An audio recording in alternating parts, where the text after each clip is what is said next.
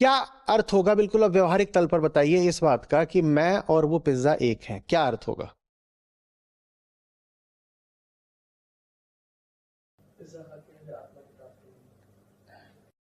क्या अर्थ होगा? चलिए एक उदाहरण देता हूं, अभी हाल में ही इससे मेरा वास्ता पड़ा था। तो आप सागर तट पर बैठे हैं, बीच बीच। पानी कितना पुराना है, कितना पुराना है पानी? 4 बिलियन साल पुराना है। पृथ्वी पर पानी माने जो तरल उसकी अवस्था होती है, फ्लूइड लिक्विड स्टेट, 4 बिलियन साल हो गए। पृथ्वी कितनी पुरानी है? 4.5 बिलियन साल। और आपके सामने जब एक लहर आती है तो आपको क्या लगता है?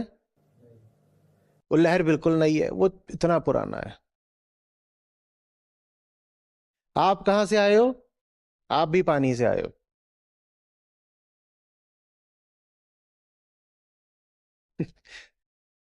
पृथ्वी पर जिसको हम जीव कहते हैं, जीव, वो पानी में ही उपजा है। आप भी पानी से आए हो।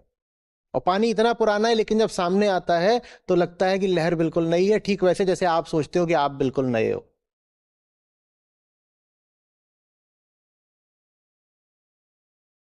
कुछ कुछ पल्ले पड़ रही है बात ये? माउंट एवरेस्ट की ऊंचाई क्या है? 9 किलोमीटर। और समुद्रों में जो सबसे गहरा बिंदु है उसकी गहराई क्या है? Mirena trench, 11 kilometre. 70% पृथ्वी का क्षेत्र किससे घिरा हुआ है? पानी से। गहरा भी ज्यादा है पानी, विस्तृत भी ज्यादा जलकई क्षेत्र है। जितनी प्रजातियां हम जानते हैं कि पृथ्वी पर है, उनमें से भी ज्यादातर कहां रहती हैं? पानी में रहती हैं। आप भी कहां से आए हो? कितना पुराना है पानी? 4 बिलियन साल। लेकिन आपको लगता है क्या है कि लहर एकदम नई नई आई है। अब बोलते हो ताजा पानी देना। पानी ताजा कहां से हो गया? अब और सुनो, पृथ्वी पर जो पानी है उसमें से बहुत सारा पानी पृथ्वी का भी नहीं है। तो बाहर से आए थे एस्टेरॉइड मीटेरॉइड, उन्होंने आके पृथ्वी से जो है कोलिजन किया, और वो बिखर गए यहाँ पे। और बहुत बड़े बड़े थे, छोटे मोटे ऐसे नहीं कि एक चट्टान आगे गिर गई है। वो जो थे वो बहुत सारे पानी के बने हुए थे। तो जब वो आके पृथ्वी से टकराए तो पृथ्वी पानी फैल गया। और वो प्रक्रिया बड़े लंबे समय तक चलती रही। सब कुछ इतना पुराना है, और उसी पानी से आप हो, पर आपको लगता है कि आप अलग हो। पानी को ही नहीं लगता वो पानी से अलग है। इस मामले में इंसान बड़ा अभागा है। वही अकेला है जिसको कि लगता है कि वो अलग है। वो कहता है मैं तो साहब दृष्टा हूं, मैं तो अलग हूं, मैं तो भोक्ता हूं, मैं तो चेतना हूं। चेतना अपने आप में इस अर्थ में एक गंदा शब्द हो जाता है, क्योंकि चेतना का अर्थ ही होता है कि मैं चैतन्य हूं और सामने जड़ है। हम दोनों अलग अलग हो गए। चेतना माने द्वैत, चेतना माने भिन्नता। मैं पानी ही थोड़ी हूं। पृथ्वी पर जो पानी है, पहली बात तो बहुत पुराना है, और दूसरी बात पूरे ब्रह्मांड से आया है पानी। स्वयं पृथ्वी कहां से आई है? वो सूरज से आई है। सूरज भर था। हम्म। और सूरज से छितरा छितरा के ये जो हमारे पूरे 8-9 ग्रह हैं वो निकले हैं। तो पृथ्वी सूरज से आई है, पानी बाहर से आया है। पानी से आप आए हो, तो माने आप क्या हो? आप पूरा ब्रह्मांड हो अपने आप में। आप कहां से आए? पानी से आए। पानी कहां से आया? कुछ पृथ्वी का अपना है, और कुछ इधर उधर से जाके जो एस्टेरॉइड्स टकराए उनसे आया है। पृथ्वी स्वयं सूरज से आई है। सूर्य और पीछे के बड़े महासूर्यों के चिटकने से आया है।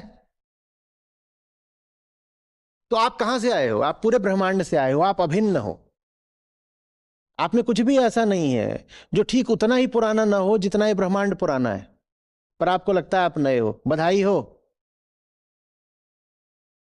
वर्मा जी के यहां औलाद हुई है। क्या हुआ है? कुछ नहीं हुआ है। नया क्या हुआ है? पूरा ब्रह्मांड मौजूद है हर व्यक्ति की हर कोशिका में।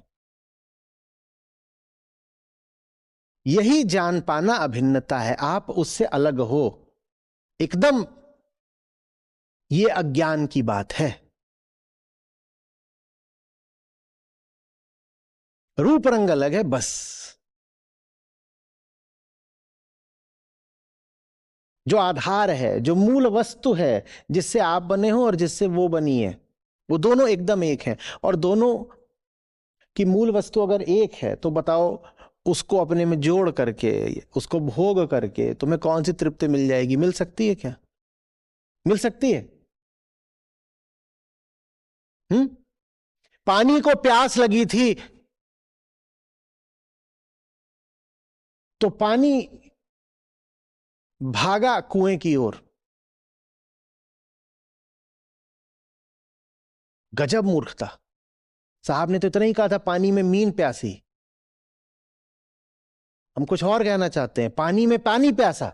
क्योंकि पानी में मीन प्यासी, यह कहना भी भिन्नता का द्योतक हो गया थोड़ा सा, कि जैसे पानी और मीन अलग अलग होते हो। हम तो कह रहे हैं मीन भी पूरी पानी ही पानी है। पानी में पानी प्यासा और पानी निकल के भागा सागर की ओर। बोल रहा है पानी में पानी प्यासा है, जा रहा है सागर से मिलेगा तो क्या पता प्यास बुझ जाए। ये हमारा हाल है। हम अभिन्नता देख ही नहीं पाते, और अभिन्नता ना देख पाने के कारण जीवन भर दौड़ धूप चलती रहती है। ये पालें वो पालें, जो तुम पाने जा रहे हो वो तुम ही हो। जिसने ये देख लिया वो प्रकृतिस्थ हो गया। इसको कहते हैं प्रकृतिस्थ होना। मैं और ये सब कुछ एकदम एक है। बताओ किसको पसंद करूं, किसको ना पसंद करूं? बताओ किसकी ओर कामना का रिश्ता रखूं, बताओ किसकी ओर वर्जना का रिश्ता रखूं? बताओ कैसे कह दूं कि कोई घटना शुभ हुई, कैसे कह दूं कुछ अशुभ हो गया, कैसे कह दूं? पर यह आखिरी बात है। यह मुक्त पुरुष की स्थिति का वर्णन हो गया, जितना भी किया जा सकता हो। यह आप मत करने लग जाइएगा, आपको तो विवेक चाहिए। आप अभी उस स्थिति में नहीं आ गए हैं। आप अभी सिर्फ मेरे शब्द सुन रहे हैं। आपको तो अभी ये सोचना पड़ेगा कि किसके साथ बैठना है, किसके साथ नहीं बैठना है। पर प्रकृतिस्थ होने की स्थिति, अभिन्नता की स्थिति वही होती है जिसमें कहां बैठना है, कहां नहीं बैठना है, ये प्रश्न बिल्कुल बेमानी, बिल्कुल गौण, बिल्कुल अर्थहीन हो जाता है। समझ में आ रही है बात? आप वहां पहुंच जाते हो जहां आपका कुछ बिगड़ नहीं सकता, क्योंकि आपको कुछ चाहिए नहीं। इसे कहते हैं प्रकृतिस्थ होना। प्रकृतिस्थ होने का अर्थ यह नहीं होता कि आप जानवर हो गए। आप बोल दो जानवर प्रकृतिस्थ होते, हम भी हो गए। प्रकृतिस्थ होने का अर्थ होता है उच्चतम ज्ञान। जानवर के पास ज्ञान होता है क्या? प्रकृतिस्थ होने का मतलब होता है उच्चतम ज्ञान, जो आपको लगातार बता रहा है कि उसमें और तुम में कोई अंतर नहीं है। जिस जानवर का तुम गला रेतने जा रहे हो, उस जानवर में तुम में कोई अंतर नहीं, तो जानवर का गला रेत करके तुम अपने लिए दुख का निर्माण कर रहे हो। यह होता है प्रकृतिस्थ होना। प्रकृतिस्थ होना माने तुम्हें ये जो कुछ भी दिखाई देता है, अनुभव होता है इंद्रियों से, तुम इससे अलग नहीं हो। तो तुम्हारे और इसके हित भी अलग अलग नहीं हो सकते। दुनिया को बर्बाद करके तुम्हें कोई शांति, कोई आनंद नहीं मिल सकता। ये होता है प्रकृतिस्थ होना। स्पष्ट हो रहा होगा कि प्रकृतिस्थ होना बिल्कुल वैसे ही ज्ञान की बात होती है जैसे आत्मस्थ होना। तो प्रकृतिस्थ होना और आत्मस्थ होना बिल्कुल एक बात है। देखो ये है मामला। प्रकृति और सत्य में ये बीच में विभाजन रेखा बन के खड़ा हुआ है अहंकार। नहीं तो प्रकृति और सत्य एक ही है, कोई अंतर नहीं है। अहंकार न हो, अहंकार न हो तो बताओ प्रकृति क्या है फिर? कुछ नहीं। क्या है बताओ? अहंकार होता है तो प्रकृति फिर भोगने की चीज बन जाती है, विविधतापूर्ण माया जाल बन जाती है। कभी यहां कुछ दिख रहा है, कभी कहीं कुछ दिख रहा है, कभी किधर को भागते हो, कभी किधर को भागते हो। अहंकार नहीं है तो पहली बात तो कामना नहीं है प्रकृति को लेकर के, और दूसरी बात विविधता नहीं है। सब कैसा दिख रहा है? बिल्कुल एक। तो प्रकृति ही ब्रह्म है। न कामना है न विविधता है, तो प्रकृति ही ब्रह्म है। आंखें दिखा रही है विविधता, अहंकार को कोई विविधता नहीं दिख रही। अहंकार को किस अर्थ में विविधता दिखती है कि वहां पर मैंने आशा टिकाई थी, पूरी नहीं हुई, अब वहां टिकाऊंगा तो पूरी हो जाएगी। ये विविधता हो गई ना, अंतर हो गया, वहां पूरी नहीं हुई और वहां पूरी हो जाएगी। अहंकार को कहीं कोई विविधता नहीं दिख रही। तो जब अहंकार नहीं है, अहंकार नहीं है, या अहंकार कह दो कि संयत हो गया है, तो पहली बात तो कामना नहीं है, और दूसरी बात भिन्नता नहीं है, सब एक ही दिख रहा है, प्रकृति ही फिर सत्य है। ये बीच में ये तीन है, बीच में अहंकार खड़ा है, हटा दो तो प्रकृति ही सत्य है। ये तो गजब बात हो गई। अध्यात्म तो फिर जीवन को पूरे तरीके से जीने का विज्ञान हो गया। प्रकृति से परे होने की जो बात मुनि अष्टावक्र ने करी थी, व्यवहारिक रूप से वो प्रकृति से एक होने की बात हो गई। जिससे एक हो गए उसका ख्याल आ सकता है क्या? अब विचार करने के लिए भी दूरी चाहिए, दूसरे का विचार करा जा सकता है। किसी के प्रति भावना रखने के लिए भी दूरी चाहिए, जिससे एक हो जाओगे उसके प्रति कोई भावना नहीं रहेगी। भावना करने वाला ही भाव बन गया, अब भावना कैसे आएगी? चिंतक चिंतन बन गया।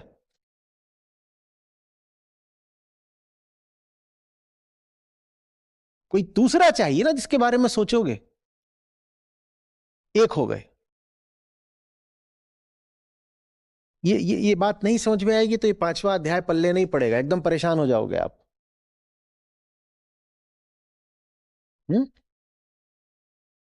तो प्रकृति से एक हो जाना, एक हो जाना। बह रही है नदी, हम बहाव से एक हो गए हैं, अविरोध है, नॉन रेजिस्टेंस है प्रकृति के प्रति।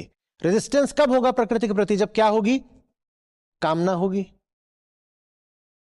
जब कामना होती है तो आप नदी को रेजिस्टेंस देकर के, विरोध देकर के रोक देते हो, बांध बना देते हो। जब कामना होती है तो बस चली जा रही थी, आप बस को भी हाथ देते हो, रोक रोक बस को, मैं चढ़ूंगा।